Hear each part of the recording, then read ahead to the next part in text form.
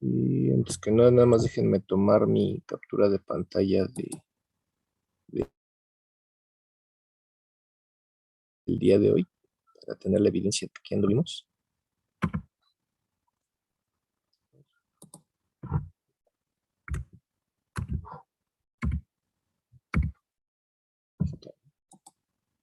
Entonces, la última clase nos quedamos viendo sockets de flujo bloqueantes en C. ¿Sí se acuerdan? Sí. Entonces empezamos a ver las bibliotecas que vamos a requerir. Después de ver las bibliotecas que vamos a requerir, vimos dos estructuras, estructura socket addressing y la estructura addressinfo.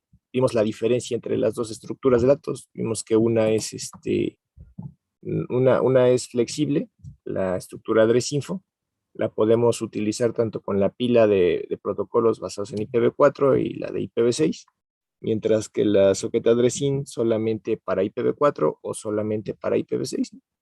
Depende de la familia de direcciones que elijamos, pero no es flexible para trabajar con ambas pilas de protocolos indistintamente, ¿no? Entonces, por eso es que queremos que íbamos a usar la estructura addressinfo. Vimos los 8 campos que constan de esa estructura addressinfo, y vimos la función getAddressInfo, que es la que vamos a utilizar en primera instancia para validar ya sea una dirección IP o nombre calificado que vamos a utilizar si es que vamos a crear un cliente de socket de flujo y necesitamos validar la dirección y el puerto del servidor al que se va a conectar ese cliente, o el puerto si eres un servidor, ¿no? Si vas a crear una aplicación servidor, y también también se va a validar el dominio en el que va a trabajar el socket y que sea acorde con el protocolo de transporte. Y quedamos que a la hora de invocar la función getAddressInfo, si se encuentran estructuras de direcciones válidas para los protocolos que hay en la máquina, pues nos va a devolver una lista ligada que vamos a tener que recorrer, ¿no? Y con cada una de esas estructuras de direcciones voy a intentar crear mi socket. En caso de que no pueda crear mi socket al primer intento, pues me tengo que recorrer al siguiente nodo de la lista ligada.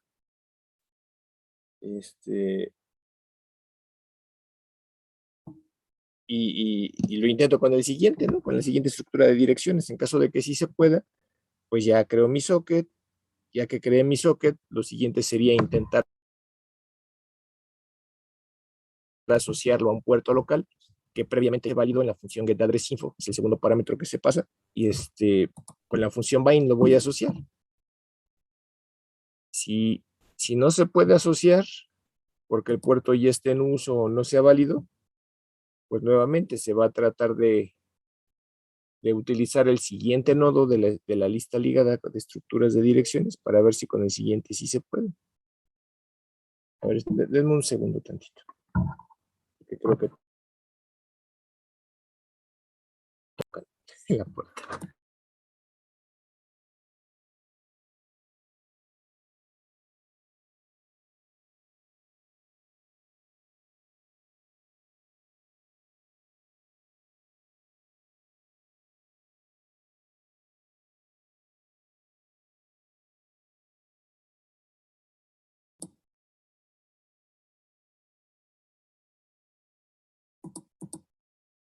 Bueno,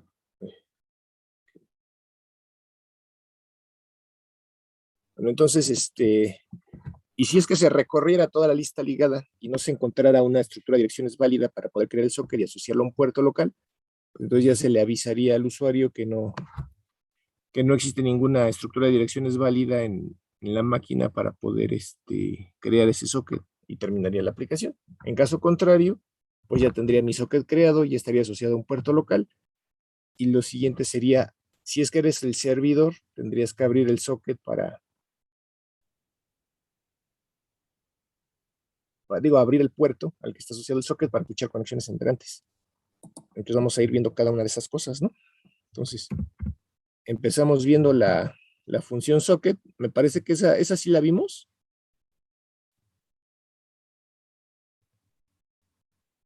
No llegamos hasta la función. ¿no? Bueno, entonces desde aquí vamos a empezar. A ver. Les puse el ejemplo de la función getAddressInfo, tanto si vamos a crear un servidor como si vamos a crear un cliente. Bueno, se los doy por si no se los di, o por si no recuerdan. De hecho, yo ni siquiera recuerdo si se los di, ¿no? Entonces, por si acaso se los doy otra vez. Entonces, lo que voy a tener que hacer, si voy a crear un socket, en este caso del lado del servidor, si voy a crear un socket del lado del servidor, pues tengo que crear mi socket y asociarlo a un puerto local. Entonces, ¿qué empezaría haciendo? Empezaría declarando una variable de tipo struct_addressInfo, en este caso aquí está una variable, y realmente aparte de esa variable voy a requerir dos apuntadores. Aquí nada más puse uno porque en este ejemplo no se barre la lista ligada, ¿no? No se recorre la lista ligada. No llega hasta ahí este pedazo de código. Pero en la vida real tenemos que poner dos apuntadores porque la primera variable de tipo struct_addressInfo la voy a utilizar para especificar las características del socket que voy a crear, en qué dominio va a trabajar ese socket, sobre qué protocolo de transporte, qué tipo de socket, si va a ser de flujo, de datagrama, crudo, de cuál tipo. Y si es que voy a asociar ese socket a un puerto local en específico, pues tengo que aprender una bandera, ¿no? En este caso la de addressInfo passive. Entonces, en esta variable de tipo addressInfo, tengo que rellenar todos los atributos de esa estructura de direcciones que voy a usar para crear mi socket. Posteriormente, cuando yo invoque a la función getAddressInfo, esa función getAddressInfo me va a devolver el inicio o la dirección de inicio de una lista ligada que contiene todas las estructuras de direcciones válidas que se encontraron en mi máquina para trabajar con los protocolos que tengo ahí. Entonces, esa dirección de esa lista ligada, pues la voy a obtener aquí, con este apuntador. Ajá. Y el siguiente apuntador, que insisto, aquí no está, pero lo vamos a requerir, es para recorrer la lista ligada que va a empezar aquí.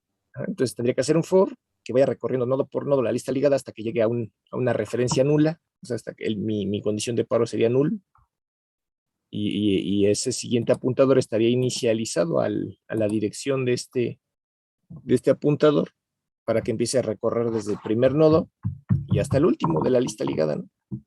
Y con cada elemento de la lista ligada probar si puedo crear mi socket. Eso es lo que voy a validar. Entonces, por eso, insisto, si vas a crear un servidor, empiezas declarando una variable y dos apuntes de tipo struct_addressInfo. Luego, esa estructura pudiera ser que tenga basura o no, por si acaso la limpiamos, ¿no? Entonces, ¿cómo limpiamos la estructura? Tenemos dos opciones.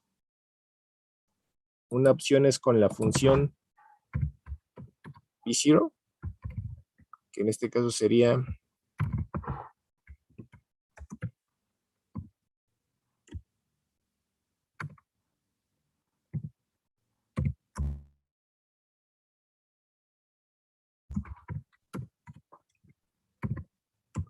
algo así, más o menos.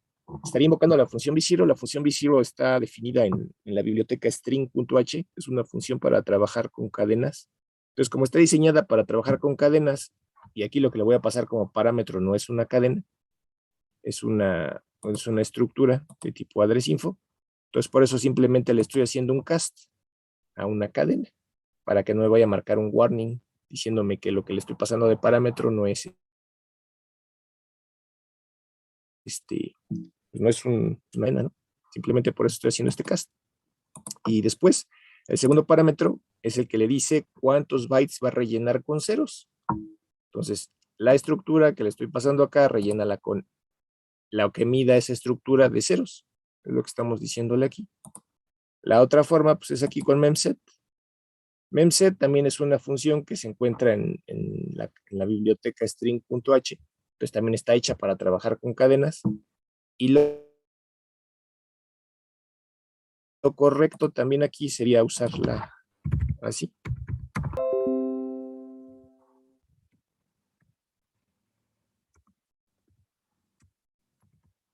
Yo no sé por qué ahí se me pasó ponerle el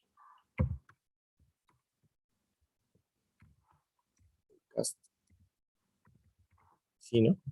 Sería lo correcto, ¿no? ¿Por qué? Porque si nada más especifico la dirección de la estructura, pues puede ser que me saque un warning diciéndome que lo que le estoy pasando de parámetro no es una cadena. Entonces, por eso le hago el cast igual a una cadena.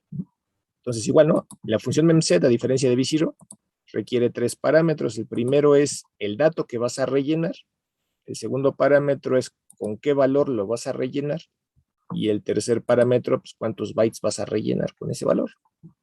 Entonces aquí le estoy diciendo, relléname con este valor, con el valor 0, esta cantidad de bytes, este dato. Y aquí simplemente rellena con ceros, sin que le diga con qué dato, con qué valor. En automático rellena con ceros la cantidad de bytes que le estoy diciendo. Entonces limpiamos la estructura, empezamos a rellenar los atributos de esa, o los campos de esa estructura, que en este caso es el dominio en el que va a trabajar mi socket. La mayoría de las distribuciones de Linux basta con que les pongas la familia de direcciones AF y Net6 y con eso ya van a trabajar con ambas pilas, IPv4 y IPv6. Digo, la mayoría. Algunas distribuciones más viejas van a requerir que se apague una opción de socket que se llama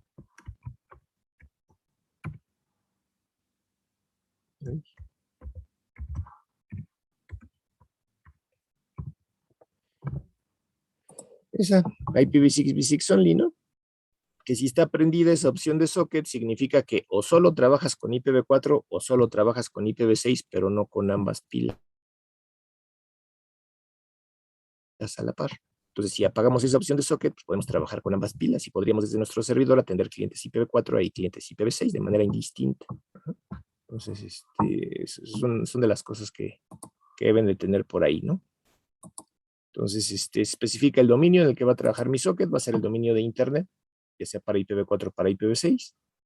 Se especifica el tipo de socket, indicando que va a ser un socket de flujo, socket stream. Se especifica, como en este caso es para hacer un servidor,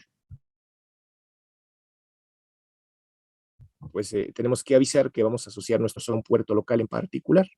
¿Cómo avisamos eso? Prendiendo la bandera de Info Passive. ¿Y cómo lo asociamos? Pues con la función bind o bint, o como le quieran decir, ¿no? Después invocamos a la función getAddressInfo. Si es un servidor y ese servidor va a aceptar conexiones por cualquiera de las tarjetas de red que tenga, pues solo tendríamos que validar que el número de puerto al que vamos a asociar nuestro servicio, en este caso nuestro servidor, sea un puerto válido, ¿no? Que esté en el rango. ¿Qué significa que estar en rango? Que esté por debajo del 65.535 y por encima del 0. Entonces, lo validamos con la función getAddressInfo. Aquí en el primer parámetro, acuérdense que se valida la dirección IP, pero como vamos a aceptar conexiones por cualquier tarjeta, pues no la especificamos, ¿no? Si requiriera asociar mi servicio a una sola tarjeta de red, pues, pues la valido antes de aquí. Luego especifico los parámetros, bueno, los campos de la estructura que ya rellené. Aquí está. Los voy a especificar aquí porque con ellos se va a hacer la validación de qué estructuras de datos se encuentran en el sistema operativo válidos para los protocolos que tengo en la máquina. Y en caso de encontrar algo, pues me lo va a devolver aquí. En ese apuntador me va a devolver la dirección de donde comienza la lista ligada. Entonces, si sí se pudo encontrar algo, pues la función getAddressInfo me va a devolver un entero y ese entero va a ser igual a 0. Si me devuelve algo diferente de 0, significa que hubo un error. Entonces, ¿qué hago? Pues imprimo el error y termino la aplicación. Si encontró algo, lo que tendría que hacer aquí a continuación es hacer un ciclo for, recorrer la lista ligada nodo por nodo y tratar de crear mi socket. ¿Dudas hasta ahí?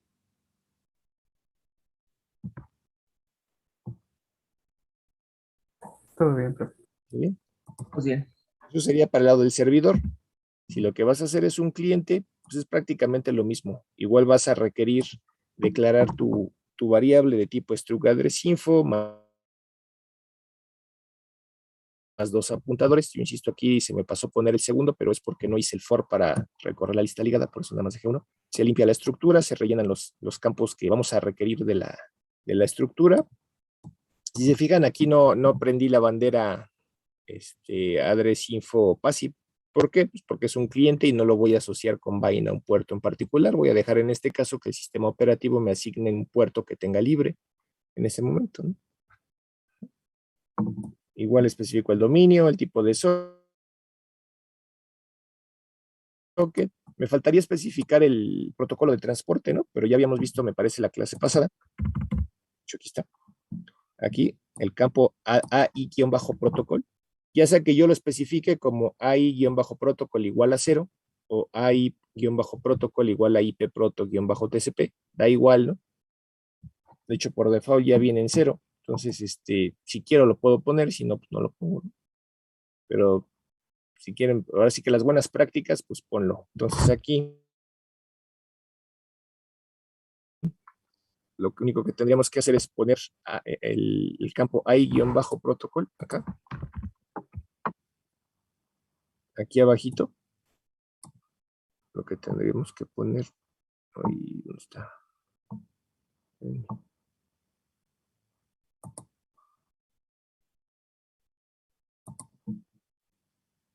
Aquí abajito, antes de invocar a la función de address info.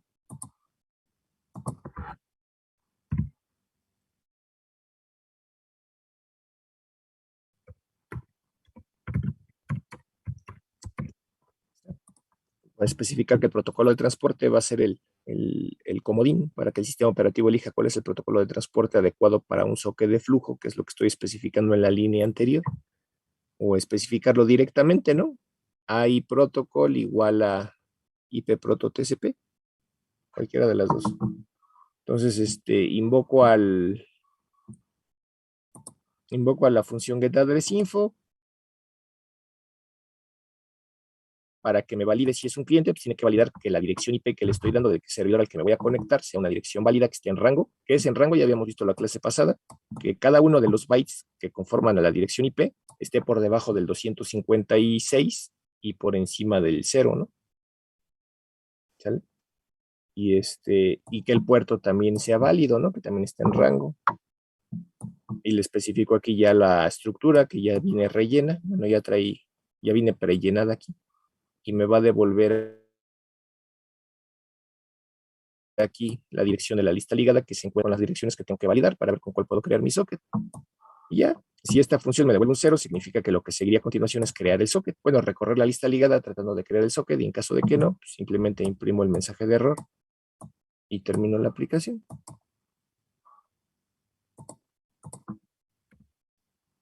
Entonces ahora sí ya vamos a ver cómo se crea el socket. Vamos, déjenme borrar eso.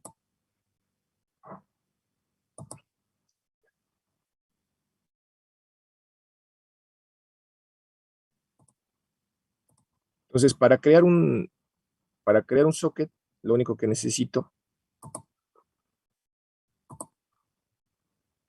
Se me pierde la flechita. Así. Para crear un socket, lo único que necesito es la función socket. Esa función socket ya vimos que depende de la biblioteca socket.h. De hecho, ahí está en la parte de arriba. Tienen que incluir la biblioteca socket.h. Y es una función que requiere 3 parámetros. El primer parámetro es el dominio en el que va a trabajar mi socket, que quedamos que puede ser el AF-INET, el AF-INET 6, el AF-UNIX, el AF-Local, etcétera, etcétera. Ya habíamos visto la clase pasada, les enseñé 2 diapositivas de puras familias de direcciones, ¿se acuerdan? Sí, profe. Entonces es lo que se especificaría aquí, en qué dominio va a operar su socket. Para nuestro curso, pues vamos a estar trabajando únicamente el dominio de Internet. Entonces, lo vamos a estar trabajando de preferencia con el dominio AF-INETIS o el dominio AF-UNSPEC, o sea, sin especificar, para que tome cualquiera. Y luego sigue el tipo de socket, que en este caso va a ser el socket de flujo o socket stream, y el protocolo de transporte, que va a ser el IP protocol TCP o el comodín 0. Todos esos parámetros ya los prellenamos previamente en nuestra estructura. Si se fijan aquí en este ejemplito que les estoy poniendo, Empezamos declarando un entero que va a ser nuestro identificador de nuestro socket o nuestro descriptor del socket, como le quieran llamar. Declaramos ahora sí mi estructura de tipo address_info más 2 apuntadores. Sí se ve que aquí ya tengo los 2 apuntadores. Limpio mi estructura, la empiezo a prellenar, especifico el dominio, especifico el tipo de socket, prendo la bandera address_info passive, especifico el protocolo de transporte, y los campos que en este momento no me interesen, pues una de dos, o no los pongo, o los pongo y los igualo a nulo, ¿no? Invoco a la función getAddress_info. Aquí estoy asumiendo que voy a ser un servidor, entonces por eso nada más estoy validando el puerto al que voy a asociar mi socket, ¿no? Mi servidor, donde puerto tiene que ser una variable de tipo cadena, ¿no? Sería un char asterisco, ¿no? Vale. Entonces, especifico el puerto que se va a validar, le paso como parámetro la dirección de la estructura que ya viene prellenada, y si se encuentra alguna estructura de direcciones válida, pues me va a devolver una lista ligada con los elementos que se encontraron, ¿no? Estructuras de direcciones válidas. Y entonces ahora sí, tendría que hacer un for, como les dije, para recorrer esa lista ligada. Entonces tomo el segundo apuntador que declaré y lo inicializo al inicio de la lista ligada. Aquí está, apuntando al inicio de la lista ligada, ¿no? Que es lo que me devolvió la función getAddress_info. Entonces lo inicializo al inicio de la lista ligada. En cada iteración se va a mover al siguiente elemento de la lista y va a finalizar cuando llegue al final de la lista, que es una referencia nula. Entonces, con cada uno de los nodos de esa lista ligada, lo que voy a tener es una estructura de direcciones. Entonces, voy a probar esa estructura de direcciones, ¿no? En la iteración 0, esa estructura de direcciones pues, va a tener el primer nodo de mi lista ligada. Entonces, con esa estructura de direcciones a la que esté apuntando en ese momento mi apuntador P, de ahí voy a tomar el dominio, de ahí voy a tomar el tipo de socket y de ahí voy a tomar el protocolo de transporte. Suponiendo de que si es una estructura válida, pues con ese voy a poder crear mi socket, ¿no? Y estaría obteniendo aquí un entero SD, que es un descriptor que tendría que estar por arriba de 0, tendría que ser un descriptor válido. Y ya tendría ahí mi socket. Si lo que obtengo es menor a 0, significa que con esos parámetros que yo puse, no se pudo utilizar esa estructura de direcciones que tomé en esta iteración para crear el socket. Y entonces, ¿qué haría? Simplemente mando a imprimir un mensaje de error y hago un continue para hacer la siguiente iteración del for, moverme a la siguiente estructura de direcciones de la lista ligada y con la siguiente probar si sí puedo crear el socket. Y en caso de que no, me muevo a la que sigue y nuevamente trato de crear el socket, me recorro la que sigue y con la siguiente estructura de direcciones veo si sí puedo crear el socket. ¿Sí se entiende esta lógica?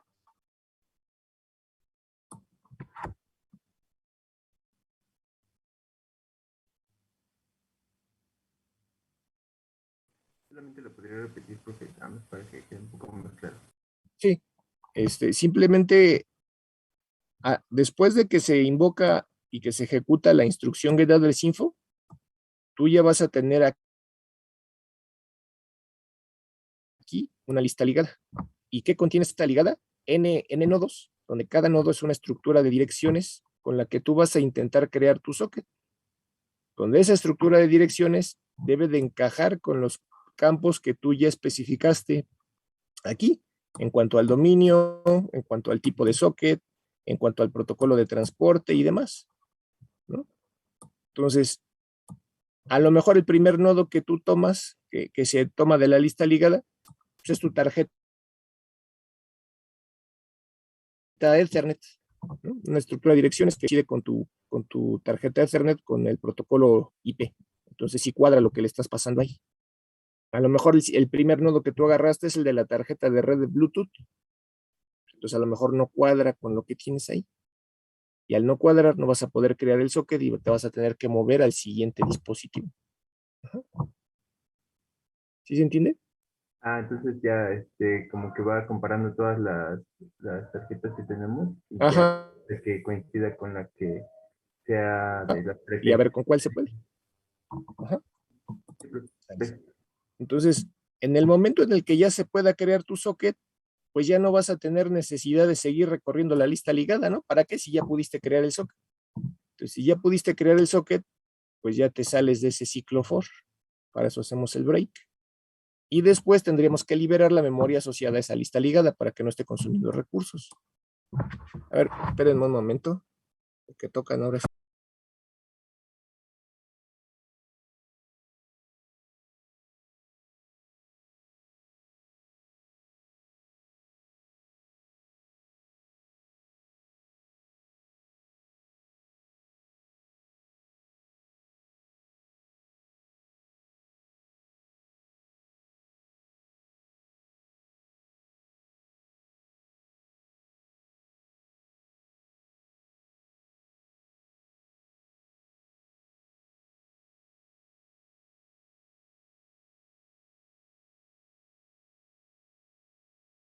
Ahora sí ya, perdón. Entonces, estas son las familias de direcciones que les había dicho, que vimos que les mostré la clase pasada, y existen para trabajar con diferentes arquitecturas de comunicaciones y con diferentes protocolos de comunicaciones, ¿no? Para nuestro caso, insisto, únicamente vamos a trabajar con la familia AFINET y con la familia AFINET 6, que son para TCP/IP, versión IPv4 y de IPv6 nada más. Pero existe un mundo de protocolos, un mundo de arquitecturas.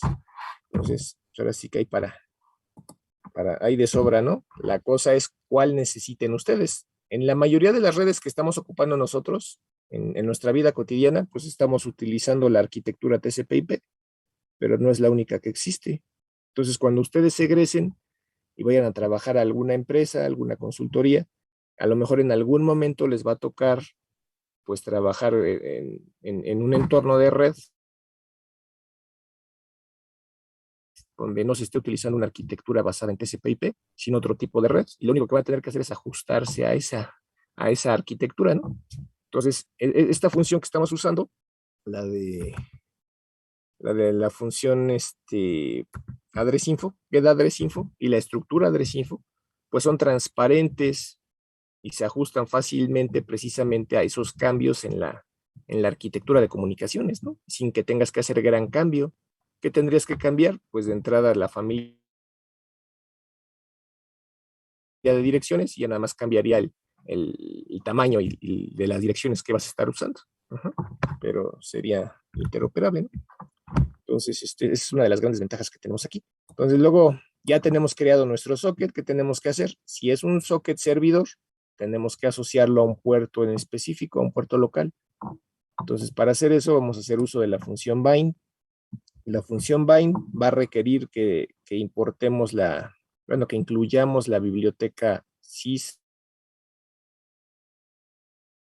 diagonal socket.h y la biblioteca netinet diagonal in.h. Esta es la sintaxis de la función bind. Tiene 1, 2, 3 parámetros. El primer parámetro es el descriptor del socket que vamos a asociar a un puerto. En este caso sería el descriptor de mi servidor o el identificador de mi servidor. El segundo parámetro es un apuntador que va a contener la dirección y el puerto, de ser necesario, al local al que se va a asociar el socket, ya que tú puedes asociar solamente el socket a un puerto local, pero poder recibir conexiones entrantes por cualquiera de tus tarjetas de red, o lo puedes asociar a un puerto y a una tarjeta de red en particular, para que solamente por esa tarjeta de red aceptes peticiones de conexión. Y por ahí entran y salgan los datos de tu servidor.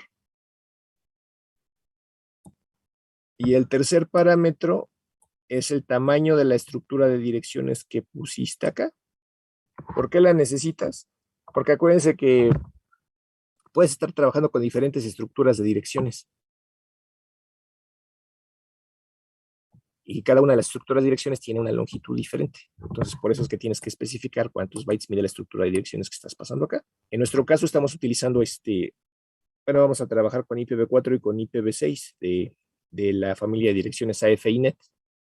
La familia AFINET, que es de IPv4, pues maneja direcciones de 4 bytes. La AFINET 6, que trabaja con IPv6, maneja direcciones de 16 bytes. Pero pudiera estar trabajando con otra familia de direcciones, por ejemplo, con la de Nobel, con la de Apple, con alguna otra, y van a manejar estructuras de direcciones con diferente longitud. Entonces, por eso es que se le tiene que especificar aquí. ¿Hasta ahí tienen dudas?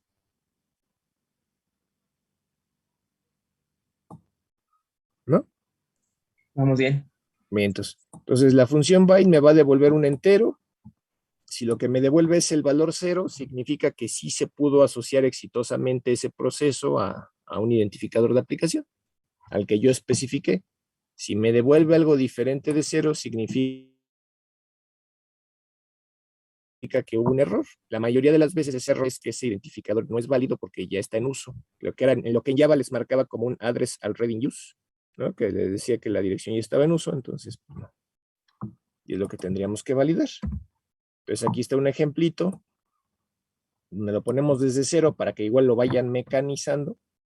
Empezamos declarando el descriptor del socket, que es una variable de tipo entero. Declaramos nuestra estructura y nuestros dos apuntadores de tipo struct address info. Limpiamos la estructura, la estructura que vamos a modificar, a configurarle con los valores que queremos, a llenarla con los campos que queremos llenar. Entonces la limpiamos, llenamos los campos que vamos a requerir, en este caso el dominio, el tipo de socket, que es un socket de flujo. Como es un servidor y lo vamos a asociar a un puerto local en particular, prendemos la bandera address info passive, especificamos el protocolo de transporte, lo demás ahorita no nos importa. Entonces invocamos la función getAddressInfo para validar que sí sea válido el puerto que vamos a asociar a nuestro socket. Y le pasamos los parámetros acá, de los campos que ya precargamos, y donde nos va a devolver la lista ligada, el inicio de la lista ligada. Recorremos la lista ligada tratando de encontrar la estructura de datos válida para poder crear nuestro socket. Con cada uno de los nodos de la lista ligada tratamos de crear nuestro socket. De ese nodo tomamos en particular su dominio, que ya estaba precargado aquí, el tipo de socket, que ya estaba precargado aquí, el protocolo de transporte, que ya estaba precargado aquí, y vemos si hace match, si ajusta con lo que queremos, ¿no? Si sí ajusta, pues nos va a devolver un descriptor mayor a 0. Si no ajusta, nos va a devolver un -1. Y si nos devuelve un -1, pues hacemos un continue para recorrernos al siguiente nodo de la lista ligada y probar con el que sigue. Si sí ajusta, pues a continuación asociamos nuestro socket a un puerto local. Ahí está, ¿no? Estamos invocando la función bind, donde esa función bind quedamos que tiene 3 parámetros. El primero es el descriptor del socket que vas a asociar al puerto, que es el del servidor que ya creamos previamente aquí. El segundo parámetro es el apuntador de la estructura de direcciones, que aquí es la misma estructura de direcciones que probamos para crear. Aquí está. Que probamos para crear el socket, ¿no? Aquí está, es esta misma. ¿Por qué? Porque ahí ya precargamos el puerto. ¿En qué momento lo precargamos? Aquí, cuando invocamos a la función getAddressInfo, especificamos el puerto, entonces ya quedó precargado y ya de ahí mismo se va a tomar. Y especificamos el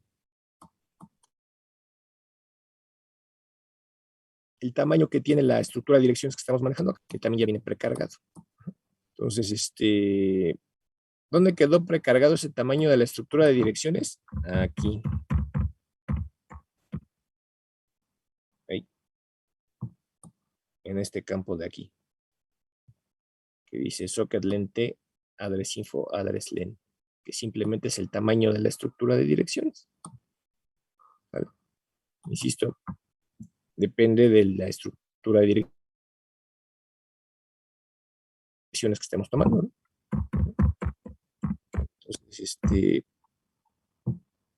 si la función va y nos devuelve 0, significa que ya tenemos el socket creado y asociado a un puerto local al que especificamos. Si nos devuelve algo menor a 0, pues significa que no se pudo asociar el socket al puerto. Imprimimos el mensaje de error, cerramos el socket y tratamos de movernos al siguiente nodo de la lista ligada en este for, para ver si con el siguiente nodo, con la siguiente estructura de direcciones, sí podemos llegar hasta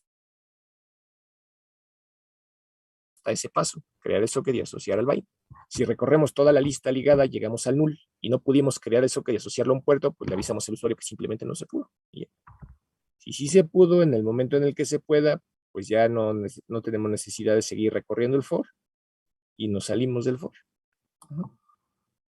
¿Dudas hasta aquí? No, porque todo bien. Va. Entonces, ya tenemos el socket creado, ya lo tenemos asociado a un puerto local. Ahorita estamos viendo al lado del servidor. Lo siguiente sería abrir el puerto para que empiece a escuchar conexiones entrantes. Insisto, eso no lo hacíamos en Java porque sí se hace, pero se hace internamente dentro del código que se ejecuta dentro del constructor. Nosotros no lo vemos porque está escondido, ¿no? pero sí lo hace internamente la máquina virtual. En el caso del lenguaje C, sí lo tenemos que ser explícitos al ponerla ahí mediante la instrucción listen, que vamos a abrir el puerto para que se empiece a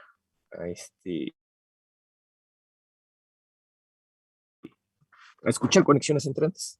Entonces, esa función listen depende de las bibliotecas socket.h y la biblioteca in.h, y requiere dos parámetros. El primer parámetro es el descriptor del servidor, el descriptor del socket que vamos a abrir para que empiece a escuchar conexiones entrantes, y el backlog, donde el backlog pues depende del sistema operativo el valor que va a tener. Ustedes ya lo buscaron en la red. Se puede fijar.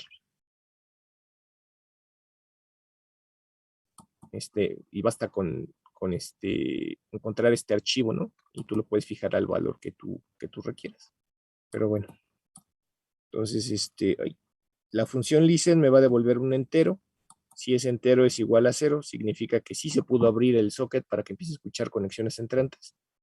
Si me devuelve algo menor a 0, significa que no se pudo abrir el socket. Y eso implicaría un error. ¿Y eso qué implicaría? Pues otra vez haces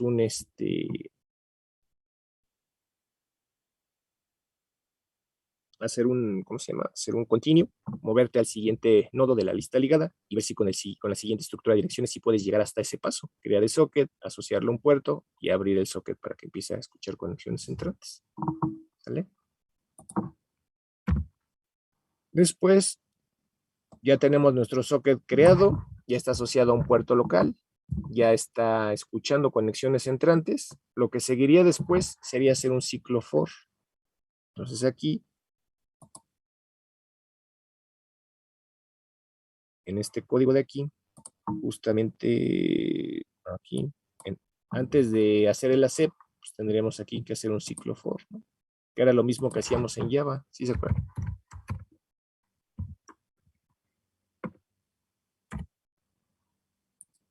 Un ciclo for, y y entonces, igual que en Java, ¿no? Hacemos un forever y en cada iteración hacemos un accept. Es exactamente lo mismo. Entonces, la función accept requiere de la biblioteca csocket.h. Entonces, si la van a usar, primero incluyan en su programa o en su proyecto la biblioteca socket.h. Requiere 1, 2, 3 parámetros. El primer parámetro es el descriptor del socket, desde el cual vas a aceptar la conexión, o sea, mi descriptor del servidor.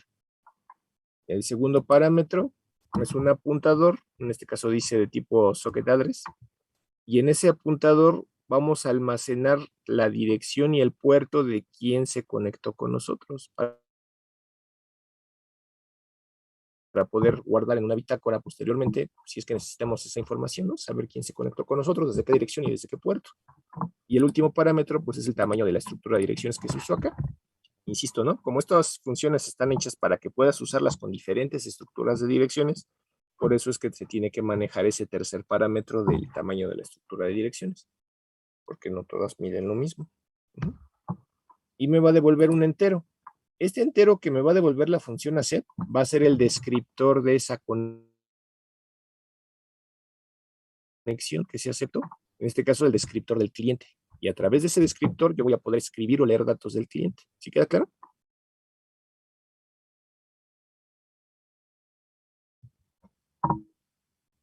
Es como el flujo, ¿no? Ajá.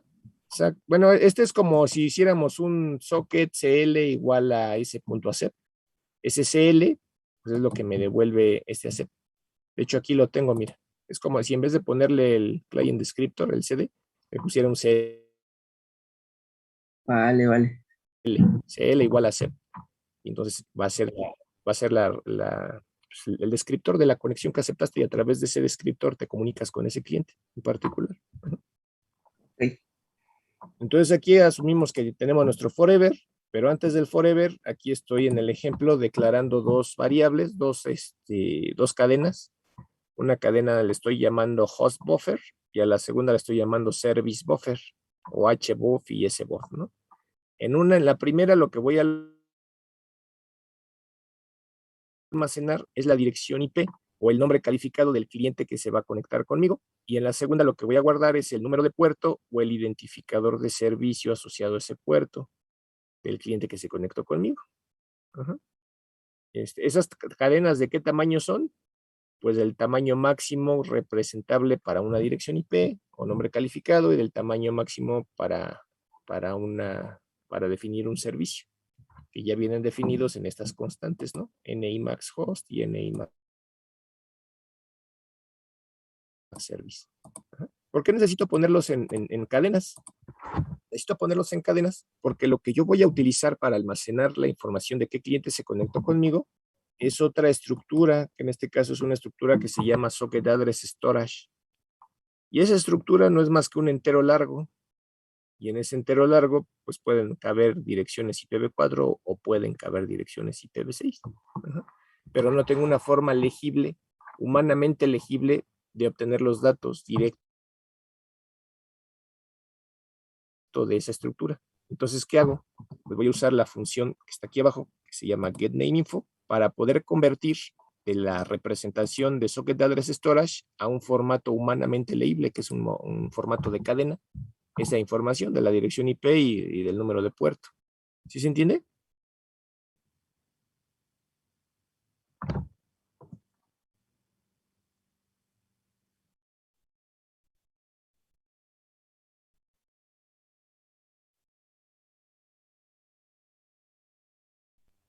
¿Sí queda claro o no?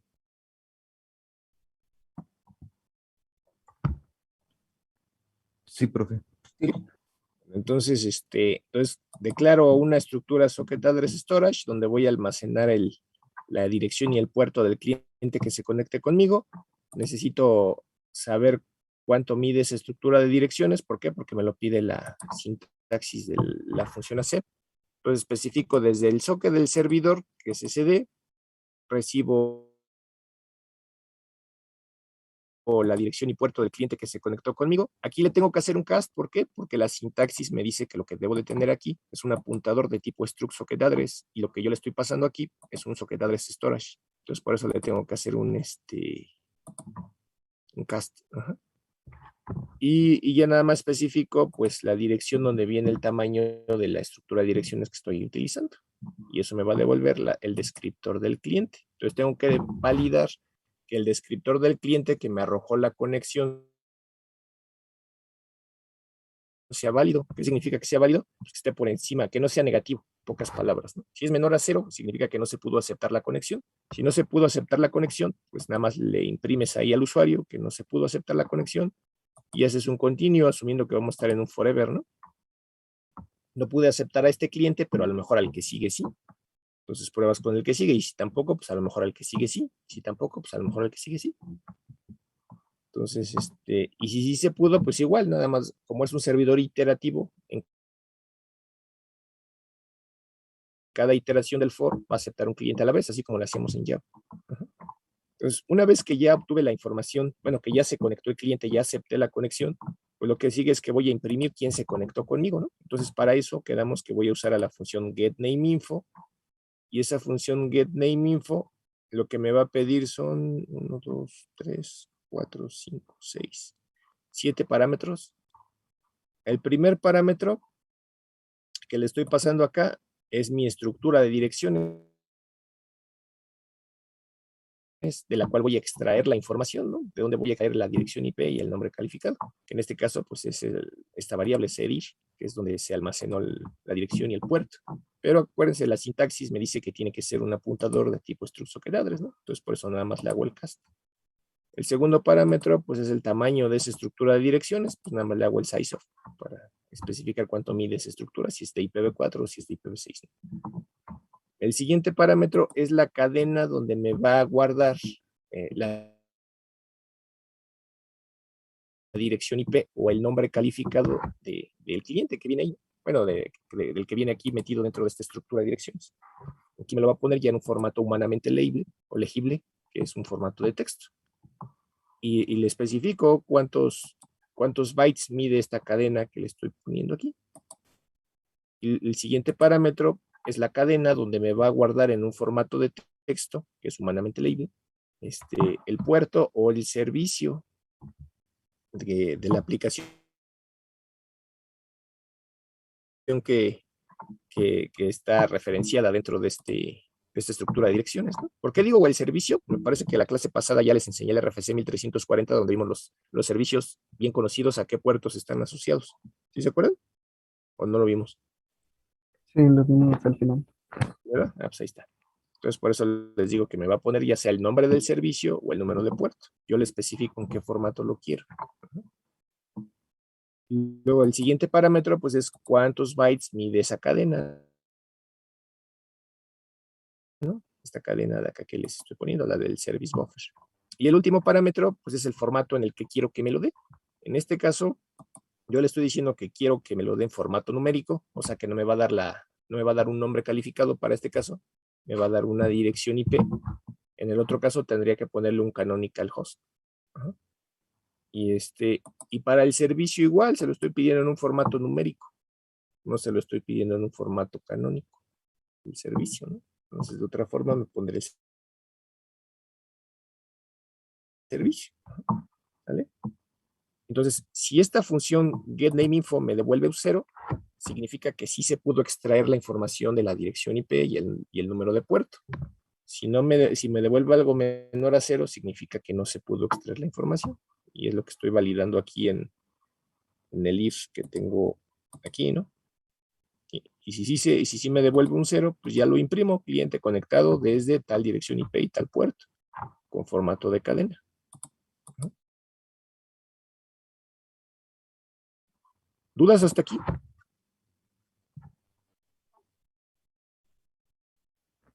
No, profe. Igual, ando bien.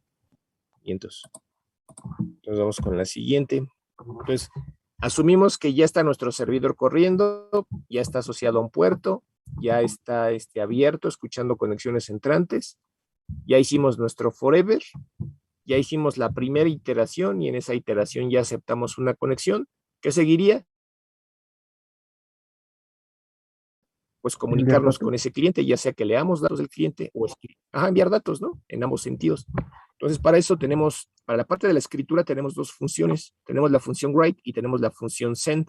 Y para lectura igual tenemos dos funciones. Tenemos la función read y tenemos la función receive. Y a lo mejor ahí les puede salir la duda. ¿Y por qué hay dos funciones y no nada más se usa una? ¿No? ¿No les surge esa duda? Porque ahora lo estoy haciendo como por partes, ¿no? La respuesta es que la función write no es parte de la biblioteca socket.h. Si ustedes se fijan, déjenme poner la flechita, creo que la borré. Si ustedes se fijan, la función write viene en la biblioteca unistd.h, no viene en la biblioteca csocket.h. ¿Eso qué significa?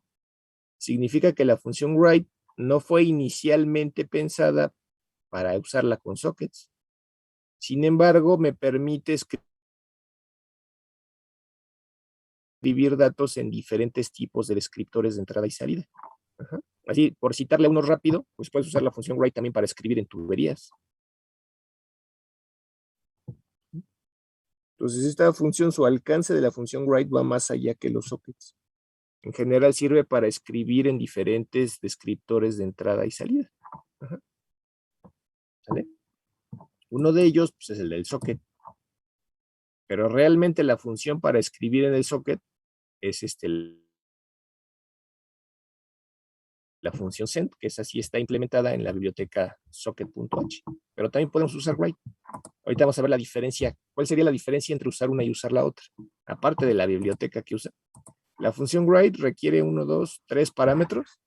El primer parámetro es el descriptor del socket desde donde vas a escribir. Entonces, si tú aceptaste tu conexión con el accept y eso te devolvió un entero, que es tu descriptor del cliente, entonces lo que estarías poniendo aquí en este parámetro pues, es el descriptor del cliente, porque es en el socket que vas a escribir, ¿no?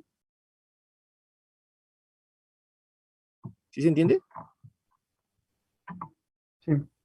El segundo parámetro pues, es un apuntador de tipo const void. ¿Qué significa? Significa que es un dato genérico ¿Y eso en español qué significa? Que lo único que tú necesitas cuando vas a escribir datos en el socket es especificar la dirección del dato que vas a mandar. Solo tienes que decir dónde está el dato que vas a mandar y cuánto mide el dato que vas a mandar, ¿no? Dónde se encuentra y cuántos bytes mide. Y ya con eso te los va a escribir en el socket. Ajá. Esa función write te va a devolver un entero. Y ese entero puede tener 3 diferentes valores. Puede tener el valor 0, que significaría que el socket en el que estás intentando escribir está cerrado y por lo tanto no se puede escribir en él. Puede tener un valor negativo, que significaría que hubo un error de escritura y por lo tanto no pudiste escribir en el socket. O puede tener un valor mayor a 0. Y el valor que te devuelva mayor a 0 es la cantidad de bytes que se pudieron escribir. A lo mejor tú le dijiste, escríbeme 1000 bytes, pero el dato que estás mandando a escribir solamente mide 4 bytes, a lo mejor escribiste un entero. Entonces te va a devolver 4 porque son los 4 bytes que se pudieron escribir.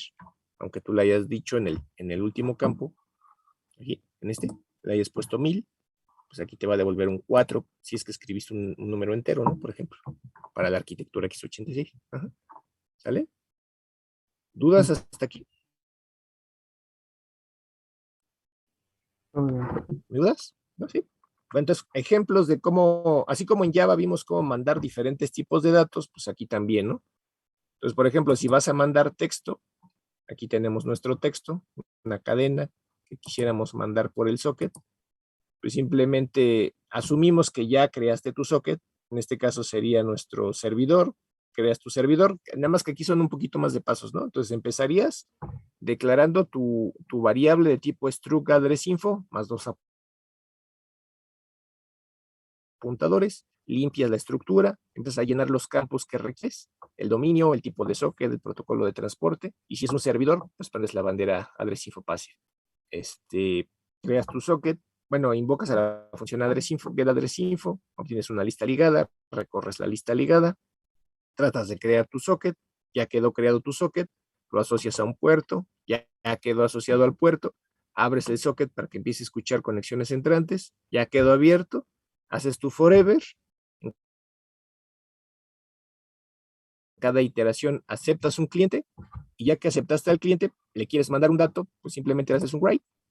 Tienes el dato que quieres escribir, le haces un write, especificas el descriptor del socket en el que vas a escribir, lo que vas a escribir y el tamaño, ¿no? La cantidad de bytes que mide. Aquí estamos asumiendo que los caracteres estamos usando la codificación UTF-8 y entonces por eso nada más le estamos pasando cada carácter un byte, ¿no? Más uno más. ¿Por qué aquí le pongo uno más? Por el fin de cadena. Ajá. Y validamos lo que nos devolvió la función write. Si te devuelve 0, significa que el socket en el que estás intentando escribir está cerrado. Si te devuelve algo menor a 0, significa que hubo un error de escritura. Si te devuelve algo mayor a 0, que aquí ya no lo valide, pues significa que sí se pudo escribir el dato. Pero tendrías que validar que realmente coincida el dato, la cantidad de bytes que te devolvió write con respecto a lo que mide lo que tú estás mandando, ¿no? Porque a lo mejor sí te devuelve algo positivo, pero no te devuelve la cantidad de bytes que mide el dato que intentaste escribir. Ajá. Y significaría que llegó incompleto, ¿no? Ajá. Pero bueno, si lo que queremos mandar es otro tipo de dato, en este caso puse como ejemplo un entero, pero pudo haber sido un entero corto, un entero largo. Da igual, se escribe igual, ¿no? Tienes el dato que vas a escribir. Aquí, ¿qué es lo que me faltó de lo que les dije la clase pasada? El puerto. No. Aquí realmente lo que yo debí de haber puesto es un int v igual a host to network. ¿Sí se acuerdan? ¿Cuál es la diferencia? ¿Sí se acuerdan de lo que les dije ayer? De ponerlo así y ponerlo así. El formato, ¿no? El formato, pues lo estás poniendo en formato Big Indian. ¿Por qué? Porque es el formato de red. Es el formato transparente a la arquitectura de procesador para los datos numéricos. Ajá. Entonces, tienes el dato, lo pones en formato de red y lo escribes a través de tu socket, ¿no? Nada más le dices dónde está lo que quieres mandar y cuántos bytes vas a intentar mandar. Y aquí también me faltó, tendría que hacer las mismas validaciones que hice aquí con el if para saber si está cerrado el socket o si hubo problemas de escritura. Lo mismo tendría que hacer acá. ¿Sale? Si fueras a mandar un entero corto, pues sería lo mismo, salvo que la función para poner en el formato de red el dato que vas a mandar sería la de host to network short, en lugar de host to network long. Ajá. Y si lo que vas a mandar es un número de coma flotante, ¿se acuerdan que la clase pasada hablamos de eso?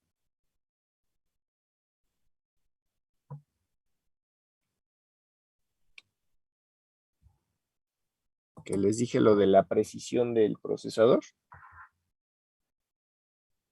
Sí. Entonces quedamos que había dos formas de mandarlo. Una era tomar la parte entera, ponerla en formato de red, mandarlo, tomar la parte decimal, ponerla en formato de red, mandarlo, y después juntarlas. O algo más fácil, más sencillo, pues es lo que estamos haciendo aquí. Ay, nomás déjenme ver dónde quedó. Tenemos el número de coma flotante, lo vamos a mandar como una cadena, entonces creamos una cadena, la limpiamos, imprimimos el número de coma flotante en la cadena y lo escribimos como si fuera una cadena. Entonces, al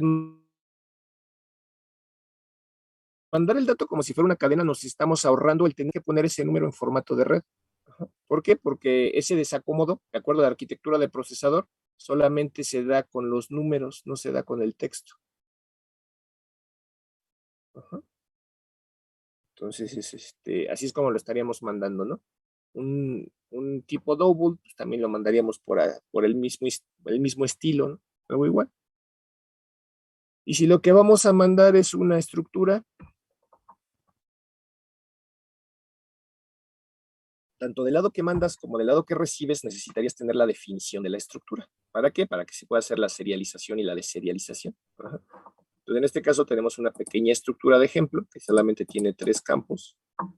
Y lo único que requerimos es tener un apuntador a la estructura. Le asociamos memoria dinámicamente a ese apuntador. Empezamos a cargar los datos en la estructura. Si esa estructura tiene datos numéricos, pues igual se tiene que poner en formato de red. Y y escribimos la estructura como si fuera una cadena. ¿Qué hicimos? Simplemente le hicimos un cast a una cadena, ¿no? Y lo escribimos como si fuera una cadena. Y ya. Y del otro lado lo vamos a reconstruir la cadena haciendo otro cast hacia un apuntador a una estructura. Así de fácil. Ahorita vamos a ver unos ejemplos de eso. ¿Dudas hasta aquí? Sí, tengo una duda, profe. Dime. ¿Por qué cuando hace la validación de lo que retorna la función write, Ahí ya no te digo. cuando... A ver, ¿ya me escucha? Sí, ya. Ah, ok. ¿Por qué cuando hace la validación de lo que retorna la función write, Ajá. cuando el socket está cerrado, sí se termina el programa, pero cuando hay un error no se termina? Porque cuando no hay un error, pudiera deberse a diferentes causas que no se pudo escribir el dato, ¿no? Entonces, pudiera aquí, en el caso de que obtuviste un valor de retorno de la función write menor a 0, a lo mejor aquí esto lo pudieras meter en ciclo. A lo mejor dices, voy a intentar escribir 5 veces el dato a ver si se puede escribir. A lo mejor en alguna de esas n veces sí se puede mandar. Porque el socket está abierto, el problema es que no se pudo escribir. Entonces, si no se pudo en el primer intento, a lo mejor en el segundo sí, o en el tercero. Pero si el socket está cerrado, si le intentes 1000 veces, no se va a mandar el dato. Porque está cerrado el socket. Entonces ahí sí ya no hay nada que hacer, entonces pues ya finalizas tu programa, ¿no? Gracias, profe. Ajá. Ya si lo quieres hacer más robusto tu aplicación, pues a lo mejor lo que pudieras hacer aquí es validar. Si el socket está cerrado, pues en ese momento creas otra vez el socket, ¿no? Ah, bueno. Para evitar el exit. Ajá. Sí, Como reconectarte. ¿Va? va, gracias. ¿Sí? ¿Alguna otra duda?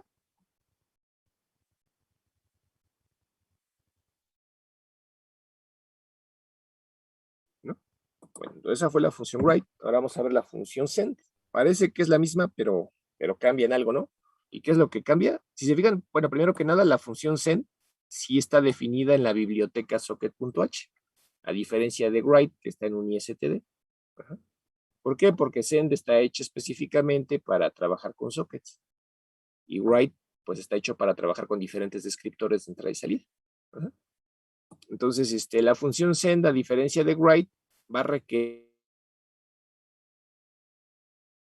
un parámetro más, si se fijan, esta bandera. O sea, igual tiene su descriptor del socket en el que se va a escribir, se direcciona el dato que se va a mandar, o se especifica dónde está el dato que vas a mandar, se especifica cuántos bytes vas a intentar escribir de un jalón, y un último parámetro que me dice cuál es la bandera de prioridad para poder trabajar los datos de manera asíncrona.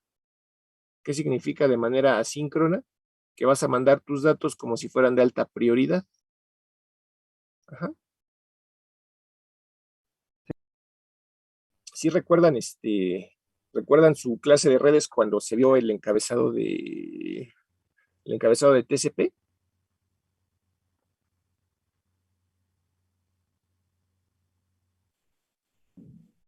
Más o menos. ¿Sí recuerdan que había una bandera de TCP que era la bandera push?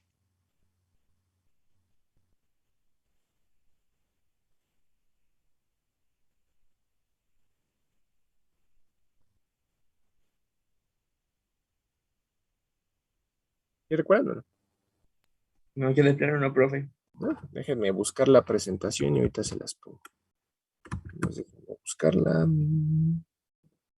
Uy, es que no sé dónde quedó el cursor. Ya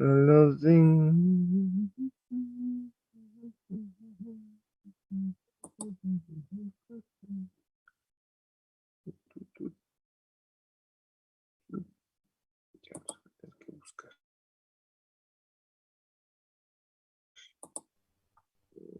Documentos. Análisis de protocolos. Análisis de protocolos. Análisis. Creo que es este. Es este.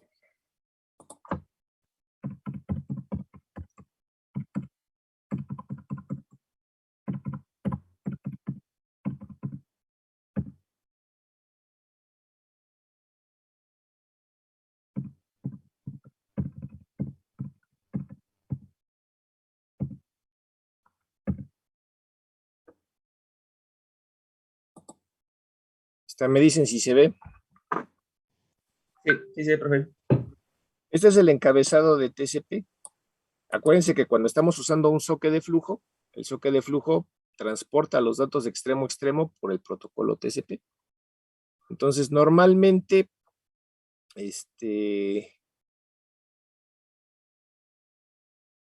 cada socket está asociado a una cola de datos de entrada. Entonces, tú mandas datos, los datos que se reciben del otro lado quedan encolados. Y hasta que les toque que se desencolen de esa cola de datos de entrada, pues es cuando ya se procesan, pero mientras se quedan encolados. Ajá, en esa cola, y esa cola pues puede llegar a ser algo larga, ¿no? Depende cuántos datos se estén transmitiendo en tu aplicación de ese socket. Entonces, bueno, y depende del tipo de aplicación, ¿no? Puede ser una aplicación que nada más manda poquitos datos cada cierto tiempo. Puede ser, por ejemplo, una como ahorita de videoconferencia que todo el tiempo está mandando cosas. Entonces, si tú quieres que tus datos no queden mucho tiempo encolados en esa cola de datos entrantes del socket, pues tú podrías solicitar que se encienda esta bandera, ahí está, esta bandera del encabezado de TCP, que es la bandera que dice push. Y esa bandera que dice push, lo que va a hacer es que va a solicitar la transmisión de datos asíncronos, o sea, sin tener que quedarse encolados esos datos en el receptor y en el transmisor y en el receptor. Acuérdense que cuando ustedes transmiten datos en el transmisor, cuando haces un write, los datos no se mandan inmediatamente, se quedan un rato en el buffer de datos, se quedan encolados hasta que se pueden desencolar y se mandan. ¿Sí se acuerdan? Sí, de esto ya estoy agarrando, profe. ¿Sí? Y lo mismo pasa del lado del receptor. Cuando se reciben los datos, no se procesan luego, se van a quedar colados un ratito hasta que ya se pueden procesar y se mandan a la capa de aplicación, al buffer de la aplicación. Ajá. Entonces, si tú requieres que la información que estás mandando llegue lo más pronto posible, ¿por qué? Pues porque a lo mejor es una aplicación o estás implementando un protocolo de control, ¿no? En capa de aplicación, que requiera que los datos lleguen lo más rápido posible. Entonces, pues, ¿qué haces? Pues etiquetas los datos que están saliendo de tu socket como que sean de alta prioridad. ¿Para qué? Para que no pasen mucho tiempo encolados. ¿Qué quiere decir? Que luego se manden por el socket. ¿Sí se entiende? Sí, Entonces, profe. tanto del lado del emisor como del lado del receptor se van a mandar de inmediato, no se van a quedar encolados ahí en el buffer.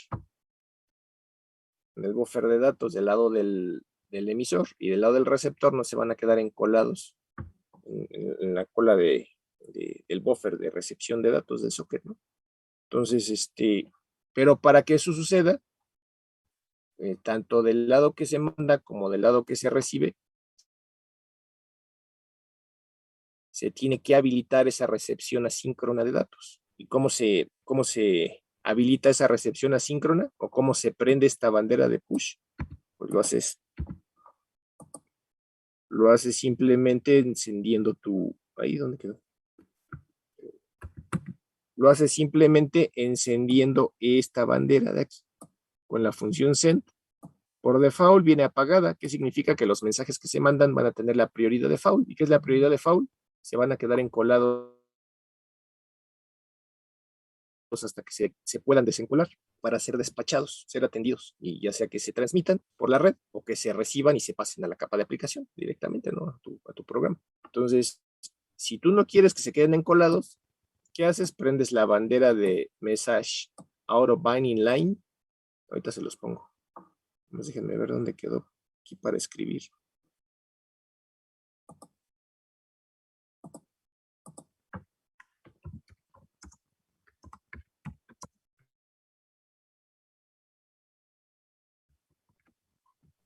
Eso es lo que significa el message out of bind. Es el message out of binding line. ¿Qué significa? Que vas a mandar mensajes fuera de línea de manera síncrona o que los vas a mandar como alta prioridad.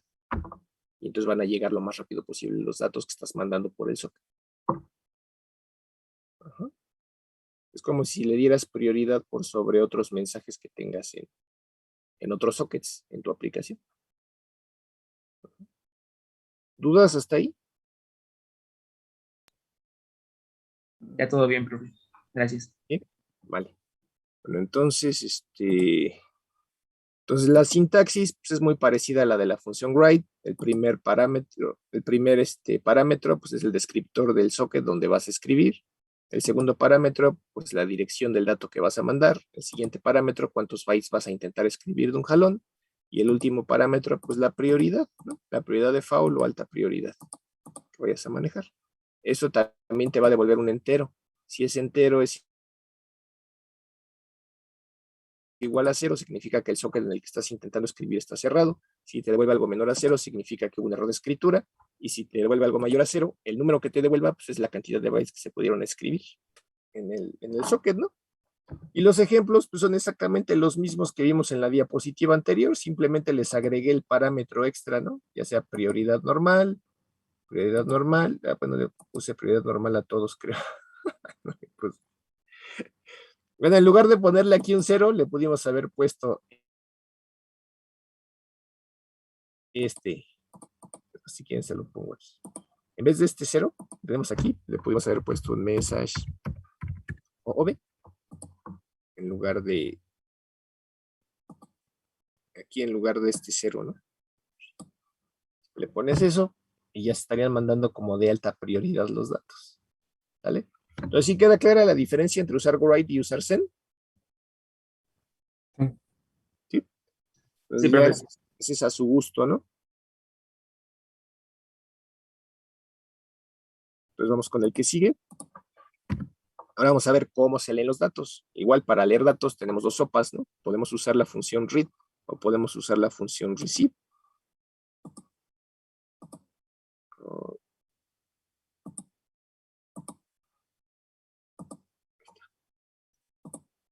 Entonces, para usar la función read, que también se encuentra en la biblioteca unistd.h, ¿por qué? Porque esta función está hecha para leer de diferentes descriptores de lectura. Entonces, no nada más el del socket, sino algunos otros que se tengan en el sistema operativo. Entonces, requiere igual 3 parámetros. El primer parámetro es el descriptor del socket desde donde vamos a leer, o sea, de qué socket vas a leer. El segundo es la dirección de dónde vas a almacenar el dato que se lea. El dato que llega desde el socket, ¿dónde lo vas a almacenar? Aquí vas a especificar la dirección de dónde lo vas a poner, lo que estás leyendo. Y el último parámetro es cuántos bytes vas a intentar leer de un jalón. Esa función read te va a devolver un entero, y ese entero te va a decir, igual que con el write y con el send, ¿no? Te va a decir si el socket del que estás intentando leer está cerrado, o si hubo problemas de lectura a la hora de realizar la lectura, o si sí se pudo leer algo desde el socket. Y si sí se pudo leer algo, pues te va a decir cuántos bytes se pudieron recibir. Igual aquí tenemos un ejemplo, ¿no? Si voy a recibir una cadena, pues me preparo para recibir una cadena, entonces creo una cadena del tamaño suficientemente grande para que quepa lo que voy a recibir. Acuérdense, igual que Java, ¿no? Los datos que no pueda leer de un jalón, en el caso del socket de flujo no importa. ¿Por qué? Porque quedan almacenados en el buffer de la aplicación, en el buffer de TCP. Entonces, pues a lo mejor yo ahí le puse una cadena de 100 bytes y a lo mejor recibí 1000. Pues no importa, porque yo podría estar iterando, ¿no? Iterando varias veces hasta que se reciba completa la cadenota. ¿Por qué? Porque tengo la confianza de que los datos que llegaron desde la red se quedaron ahí guardados. Déjenme borrar esto. Entonces, declaro mi buffer donde voy a almacenar los datos que se reciban. Invoco la función read. Desde el descriptor del socket se van a leer datos. Lo que llegue desde la red se va a almacenar aquí, en ese buffer. Y voy a intentar leer de un jalón pues lo que quepa en el buffer. O sea, eso es lo mismo que hacía en Java, ¿no? Nada más es ajustarlo a la lógica de C, pero es lo mismo. Y eso me devuelve la cantidad de bytes que se pudieron leer, o un -1 si ya no hay nada más que leer, ¿no? Entonces, pues ahí ya estoy. Igual hago las validaciones.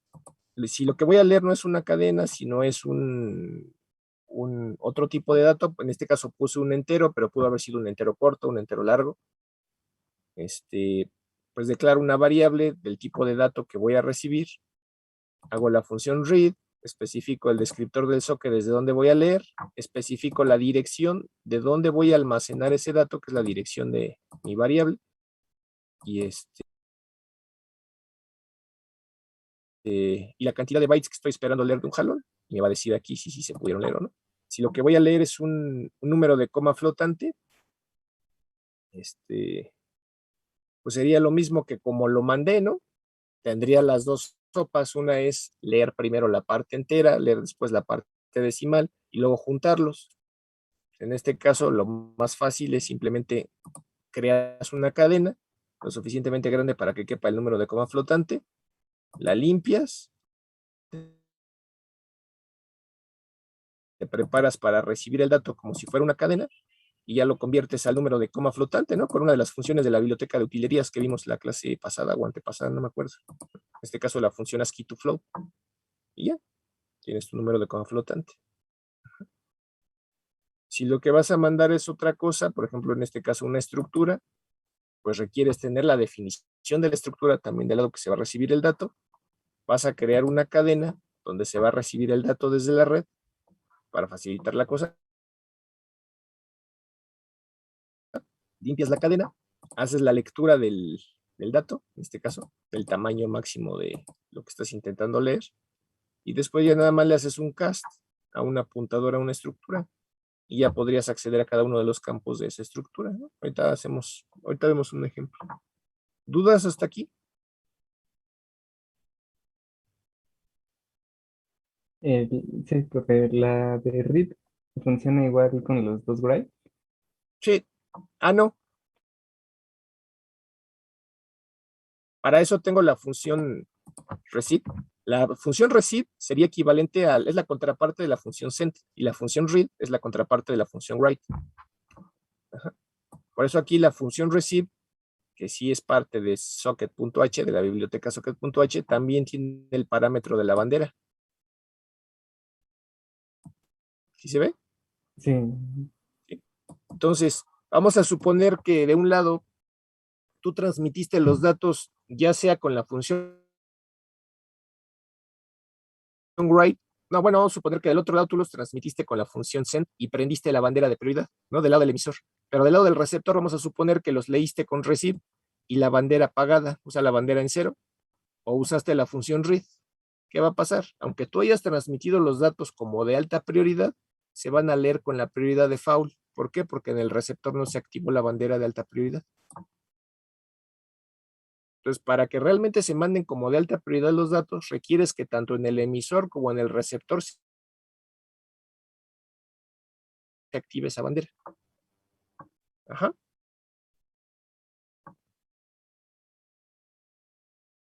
Sí. ¿Sale? Sí. Entonces tengo la función receive, tiene igual 4 parámetros. El primero es el descriptor del socket, desde donde vas a intentar leer. El segundo es la dirección de dónde vas a almacenar el dato que se lea. El tercer dato es cuántos bytes vas a intentar leer de un jalón. Y el último parámetro pues, es la prioridad, que ya sea que lo manejes con la prioridad de default o con alta prioridad. Y los ejemplos son exactamente los mismos, pues nada más que poniendo o no poniendo la bandera de alta prioridad, ¿no? Por ejemplo, aquí en el ejemplo de la cadena no puse la alta prioridad, puse la prioridad de default. En el ejemplo del entero sí puse una alta prioridad. En el ejemplo del flotante puse la prioridad de default. En el ejemplo de la estructura igual dejé la prioridad de default. Pero pues, simplemente es exactamente lo mismo, solo que manejas la prioridad, ¿no? A diferencia de read. ¿Dudas hasta aquí?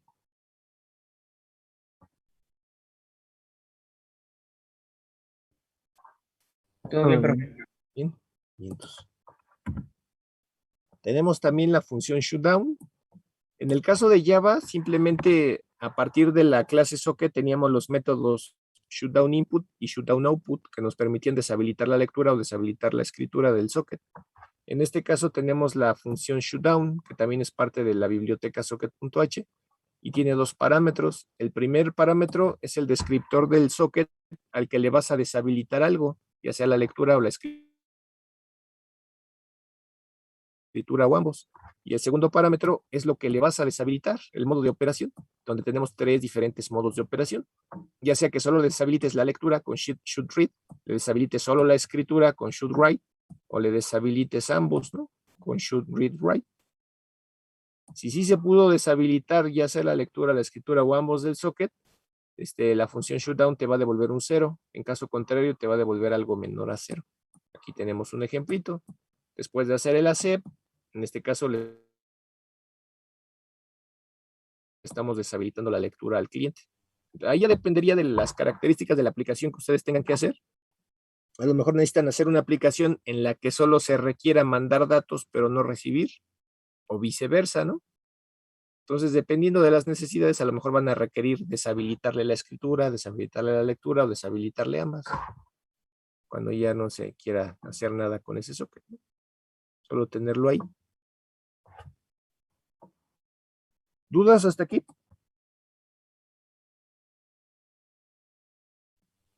No.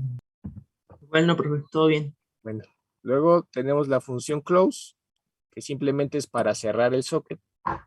Esa función close igual no es parte de la biblioteca socket.h porque sirve para cerrar diferentes tipos de descriptores, entrada y salida. Ajá. Entonces, solamente tiene un parámetro que es el descriptor del socket que se va a intentar cerrar. Y en nuestro caso, pues al cerrar el socket se tiene que desasociar del puerto que estaba escuchando ese socket, ¿no? Que va a requerir entre 15 y 25 segundos. Entonces, esa función close me va a devolver un entero. Si ese entero es igual a 0, significa que sí se pudo cerrar el socket. Si me devuelve algo diferente a 0, significa que no se pudo cerrar el socket. ¿Vale? Entonces, con eso terminaríamos del lado del servidor. Del lado del cliente, son casi las mismas funciones. La función socket es la misma.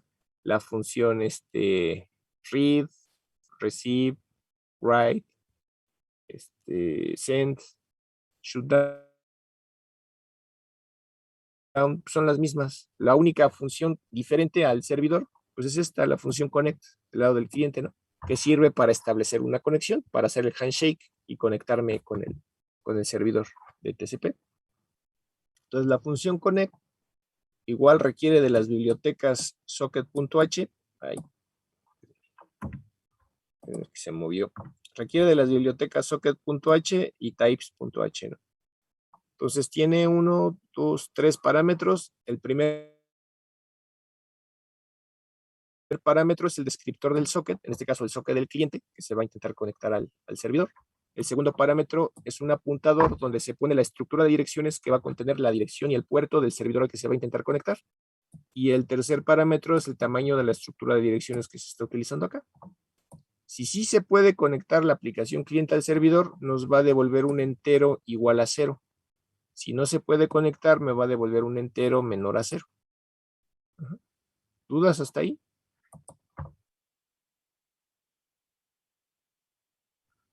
Aquí está un ejemplo. Entonces, del lado del cliente, lo que tendría que hacer es crear una estructura de tipo struct address info, 2 apuntadores, limpiar mi estructura de tipo address info, rellenarlo con los campos que voy a requerir, el dominio en el que va a trabajar, el tipo de socket, que es socket de flujo, el protocolo de transporte, ya sea un 0 o el IP protocol TCP. Aquí no tengo que prender banderas, simplemente con esos campos que ya rellené, invoco a la función getAddressInfo, la lista ligada, recorro la lista ligada, que es lo que tenemos a partir de aquí, la diapositiva. Aquí está. Recorro la lista ligada, con cada nodo de la lista ligada trato de crear mi socket. Si sí puedo crear mi socket, lo que sigue es intentar conectarme aquí con la función connect. Entonces, dado que yo ya validé en la función getAddressInfo, no sé si recuerden cuando vimos el ejemplo de la función getAddressInfo para el lado del cliente, que validaba la dirección IP y el puerto del servidor al que me iba a conectar. ¿Sí recuerdan que validaba los dos para el cliente? Sí. Al validarlos, pues ya quedan precargados. Entonces, de la misma, ¿dónde está el for? Aquí. De la misma estructura de direcciones que estoy probando en esa iteración del for, de ahí mismo voy a tomar la estructura de direcciones que ya trae precargada la dirección y puerto del servidor al que se va a intentar conectar y la longitud de esa estructura de direcciones. Pues aquí es donde se va a intentar hacer la conexión. Si eso me devuelve algo menor a 0, significa que no se pudo conectar. Y si no se pudo conectar, ¿qué hago? Pues simplemente hago un continue. ¿Por qué? Porque estoy en un for. Aquí me muevo al siguiente nodo de la lista ligada y pruebo si con la siguiente estructura de direcciones sí puedo crear mi socket y puedo conectarme con el servidor. Y si no puedo, pues me muevo al siguiente nodo. Y si no, pues al siguiente. Ajá. En el momento en el que ya me pueda conectar, pues ya no necesito seguir recorriendo la lista ligada, entonces hago el break y ya sigo con la lógica de mi aplicación. Aquí está lo de la opción de socket que les había dicho hace rato, la de IPv6 v6 only. Hay algunas distribuciones de Linux, distribuciones que a lo mejor pueden ser ya más viejas, que no permitan trabajar con las dos pilas de protocolo al mismo tiempo, la de IPv4 y la de IPv6, en cuyo caso solo hay que apagar esa opción de socket. Entonces aquí para apagarla simplemente se declara una variable, puede ser un entero corto, cualquiera de los dos.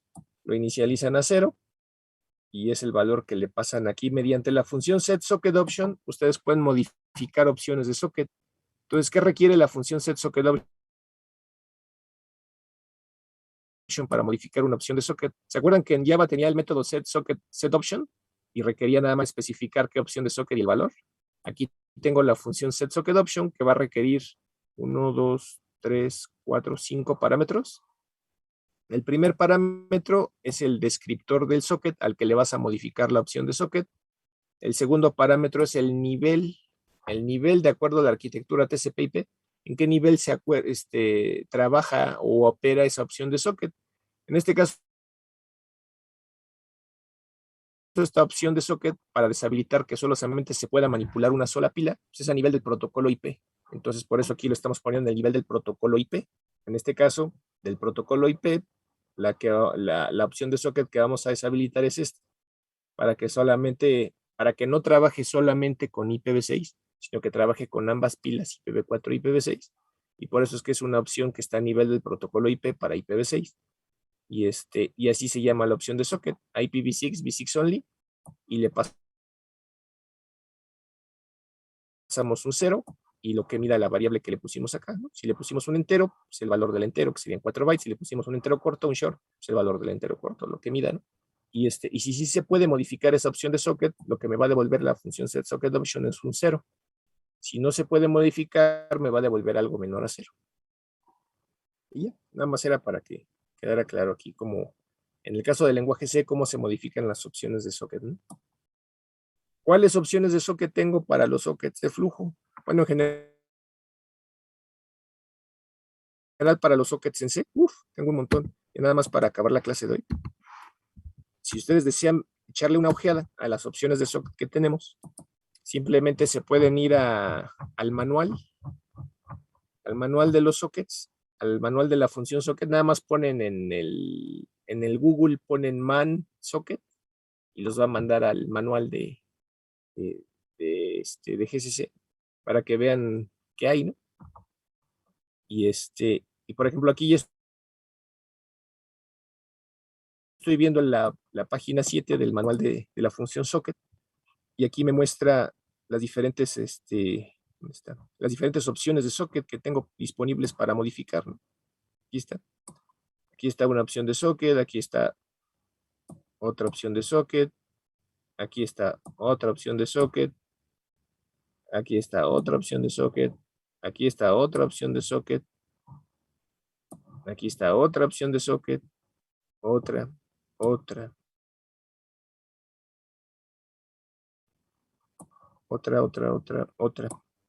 Ahí están. Bueno, hay un montón, ¿no? Si se fijan, son un montón. Entonces, no quiere decir que todas esas operen para el socket de flujo. Por ejemplo, la de socket broadcast, pues no va a operar para el socket de flujo, ¿no? Entonces, aquí lo trae en general para los diferentes tipos de socket que se pueden manejar. Acuérdense que ya vimos en una de las diapositivas, de hecho en esta,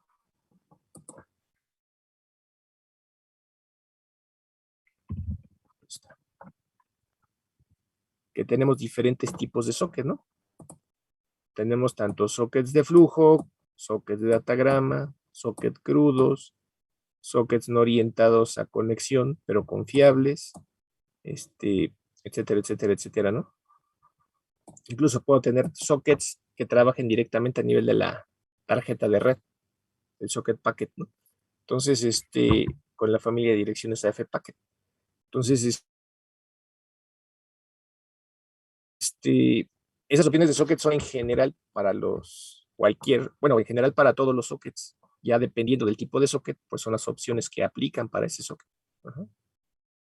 Pero les digo, si gustan darle una checada en algún momento para ver las opciones de socket y para qué socket aplica,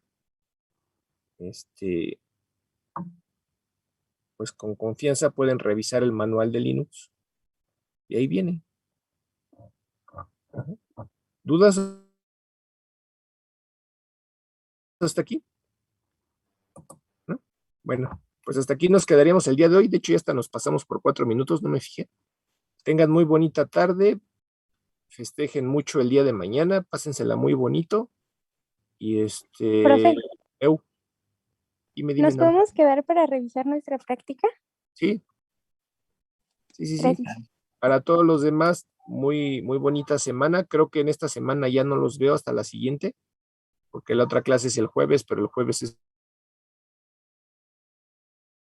festivo, es 16 de septiembre. Entonces nos estaremos viendo el siguiente lunes. ¿Vale? Vale, profe. Bueno, cuídense mucho. Nos estamos viendo. Hasta luego. Igualmente, profe. Hasta luego. Bye. Sales. Para entregar la práctica nada más tenemos hasta el lunes, ¿verdad, profe? Toda la semana. ¿Toda la semana que viene? Sí. Ah, ok. Gracias. Sale.